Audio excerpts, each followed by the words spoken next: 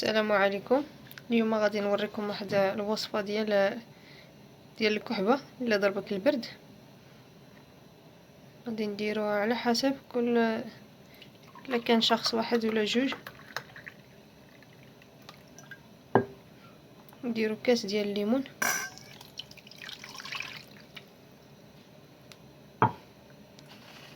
ونديرو فيه السكر، معلقه ديال السكنجبير والثومه. انا درت 5 تومات في كاس واحد ديال الليمون، على حسب كل الا بغيتو ديروا شحال من شخص شحال من كاس كتكثروا الكيسان ديال الليمون، كتكثروا الثومه. هادشي كامل كدوبليه. الثومه ما كنقطعهاش، كنديرها بحال هكا.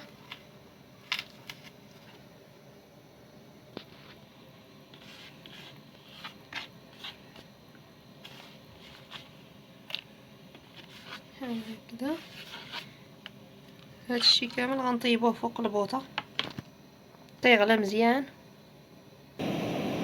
كنطيبوه بحال هكا كيطيب مزيان حتى كيغلى بحال هاد الطريقه هادي باش كتغليوه، باش طيب ديك الثومه وطلق داكشي اللي فيها اللي كينفع الصدر ديال بنادم.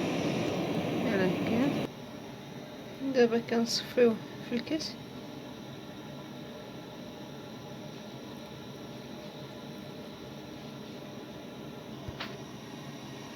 من بعد ما صفينا في الكاس غنديروا ليه 2 معالق كبار ديال الزيت العود، الا بغيتي تزودي كتر غتزيدوه حيت الزيت حتى هو راه مزيان. عبرنا 2 معالق.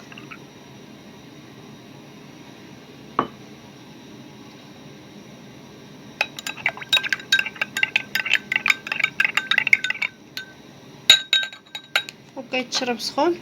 منين تبغي تنعس غتشربوه هو سخون، وما تنوضش مازال حيت راه كتعرق وغتزيد تمرض. خصك تشربو وتنعس بالليل.